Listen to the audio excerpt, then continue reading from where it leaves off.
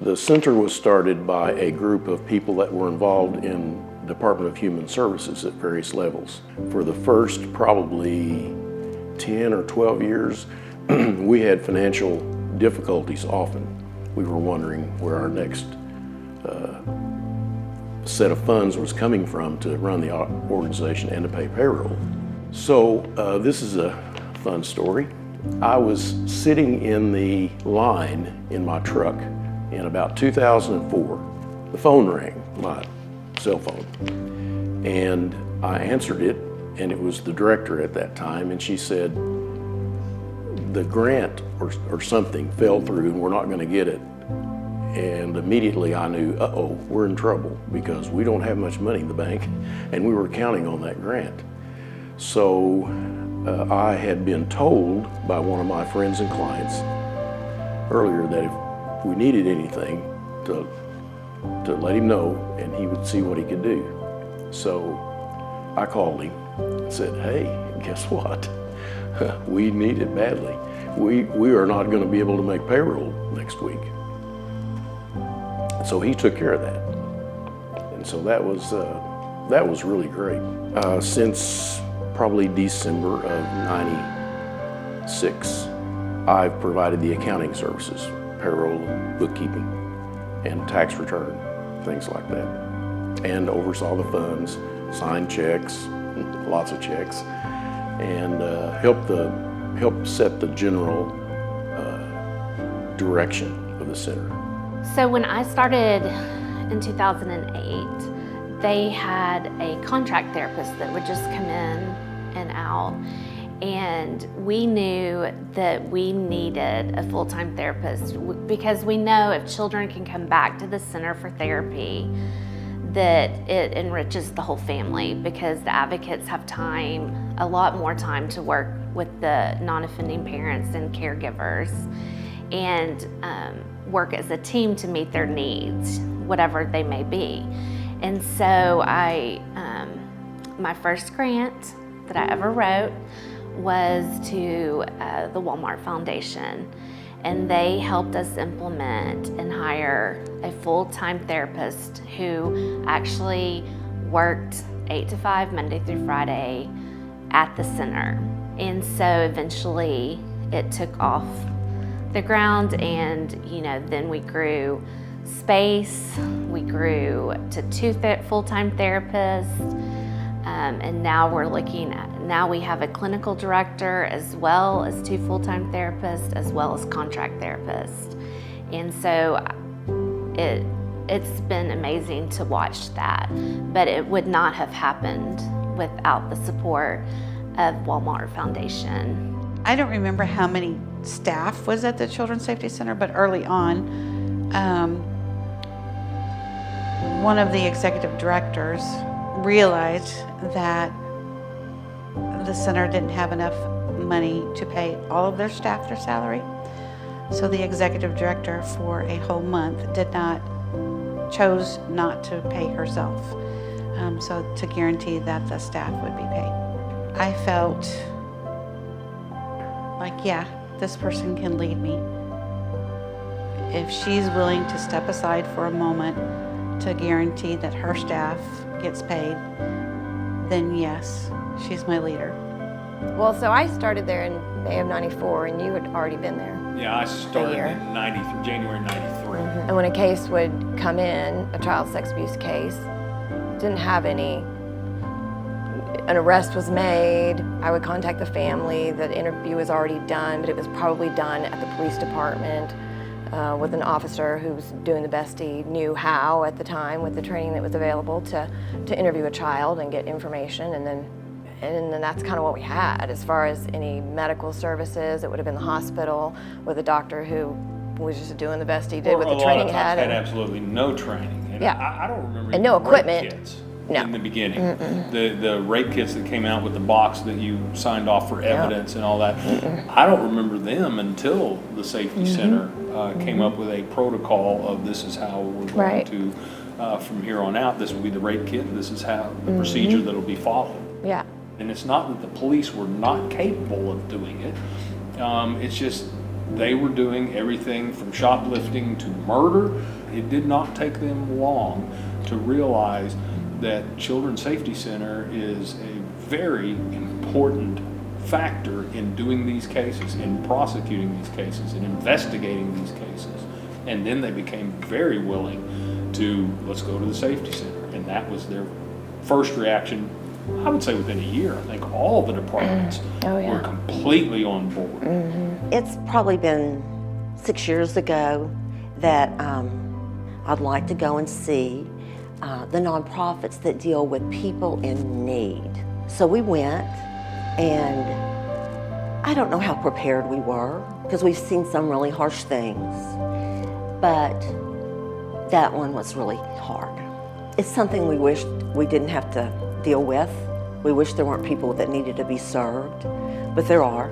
So I was very excited for the proposal to be given for our family, the Hunt family, JB and John L. Hunt family, my family, to be a part of it.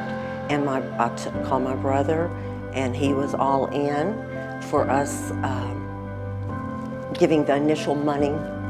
And thank you for naming this center after us. We want to be a part. We're part of this community.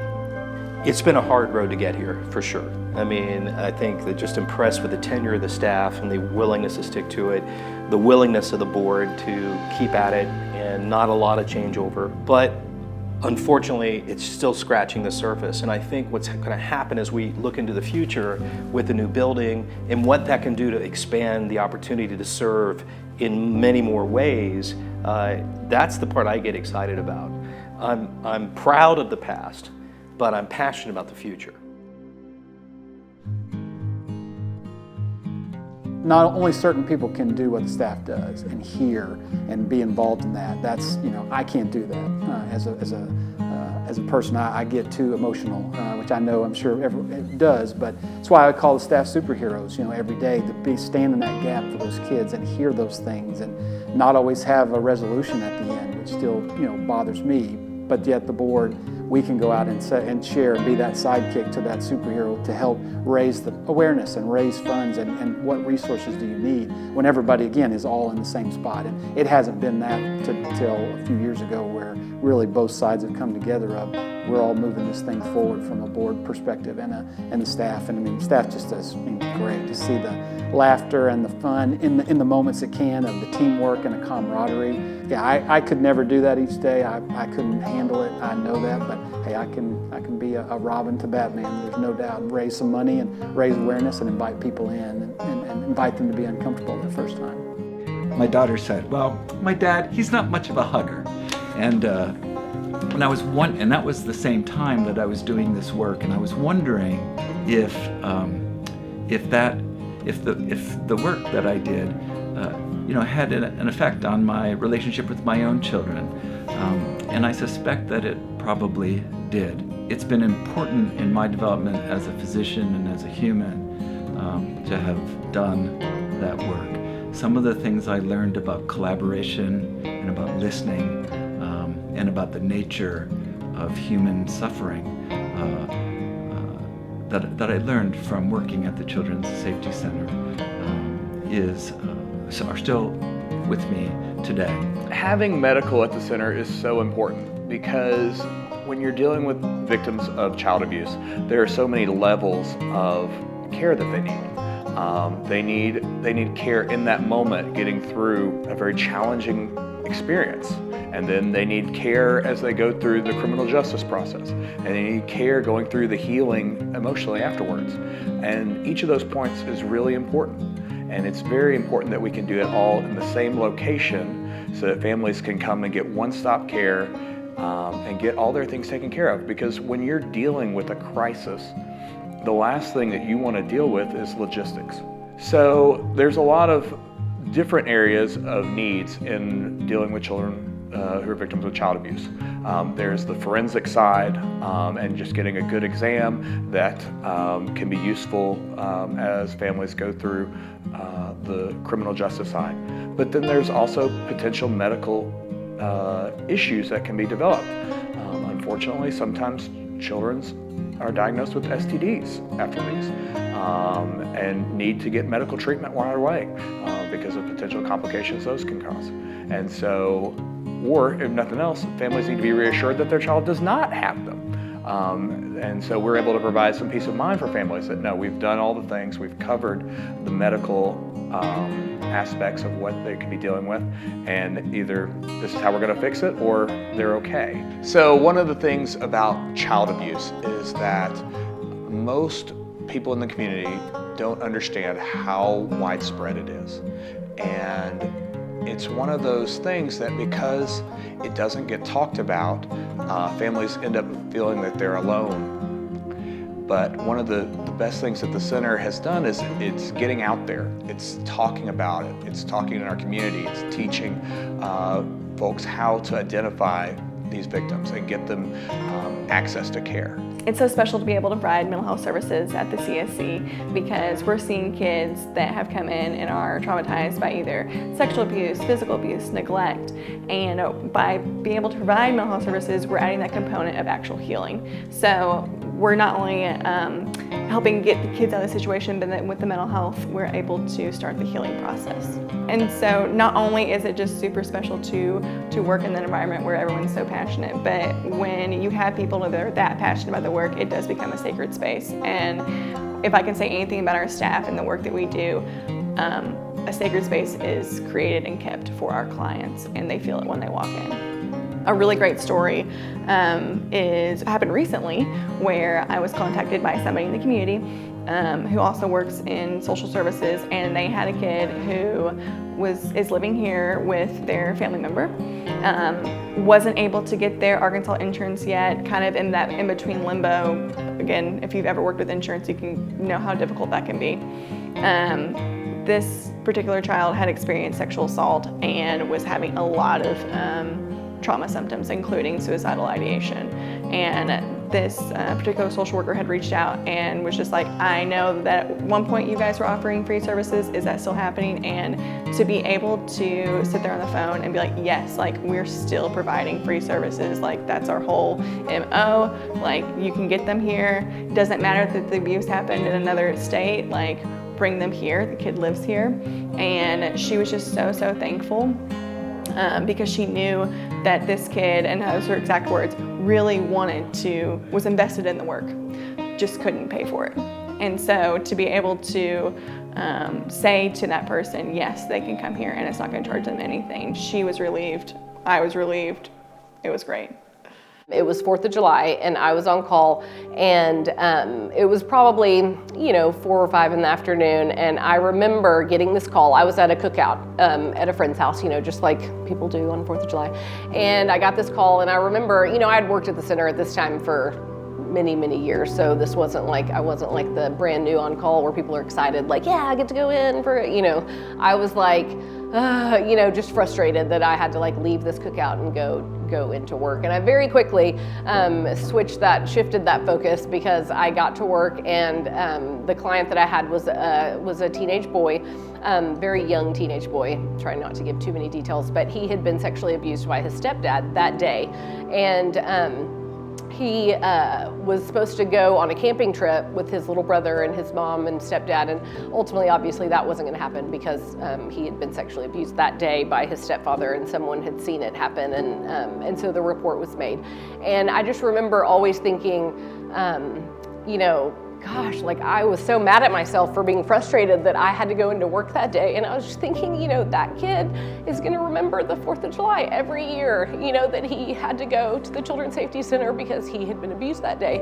And even though he was abused other days, it wasn't just that day, but that was kind of the day. And you think about holidays and things like that and how you think. And so he was just the sweetest sweetheart. And he put his handprint in my office and put his little first letter of his name in the middle of his handprint. And so I still have it and I see it every day. I was a child advocate at the time, and this teenager received services at the center, and I'm painting her hand, and she chose black and blue. We put her handprint above my office door, and she didn't stand on anything. She's that tall. I went to her high school basketball game, and she had told me when she was putting her handprint, she chose those colors as school colors. And so while I'm at this basketball game, I noticed that black and blue was not her school colors. after the basketball game, I asked her and hit her up about it and said, hey, what's up with this? You said your school colors were black and blue, but it's not, that is not your school colors. And she said, well, that is how she felt inside when she put her handprint all bruised, black and blue. As an interviewer, it's my job, with all of this science and knowledge that I have, asking that child or having that child invite me into their world. I'm not inviting them into mine. I'm asking them to invite me into theirs. Well, I've been involved for 26 years now, and I am really excited about where the center is, what it's doing, where it's going, who's involved, the leadership, the people that work there. It's amazing. It's absolutely amazing, and I'm really excited as an accountant could ever get. Well, you're going to have a much bigger, beautiful space that feels real welcoming, doesn't feel scary. The thought of those children before going to the state police office or police station seems scary. And to think they're going to go into this beautiful building that's set up just to take them in their arms and take care of them and their families. You sure have brought a light to my life to know I'm working on something that can help so many people, and I get to be a part. And there's been so many people. I mean, this is 25 years. So I'm the person right now, but there were people in my family. There were so many people before, and there's going to be so many people afterwards because we are raising those people as we speak. It's so unbelievable that the Safety Center is 25 years old this year. And just to think, back when I started in 2008 and all the growth that we've experienced, I mean, seeing more children in Washington County as well as our team growing, it just always pretty much takes my breath away. And knowing that our team deserves this, the children, the caregivers, and all the partner agencies we work with. You know, they're not going to be on top of each other. They're going to have places to meet with families. So the future is just so bright. Like, we are gonna have so much more space. We're gonna be able to hold trainings at our own facility, which I think will be so great as well, because we will be able to do a training with someone and then say, do you wanna see like where these things actually take place? You know, do you wanna see what a forensic interview room looks like? Or even if it's a parent, you know, do you wanna see what it would look like if your child had to come to the Safety Center for therapy or for an interview or for a medical exam? And so I think that that's gonna be really great, but also just having that space that's our own to be able to provide that really, really important education. So I think that we're going to be able to train way more people. You know, I mean, I just think we're going to just be able to make such a bigger impact on the community.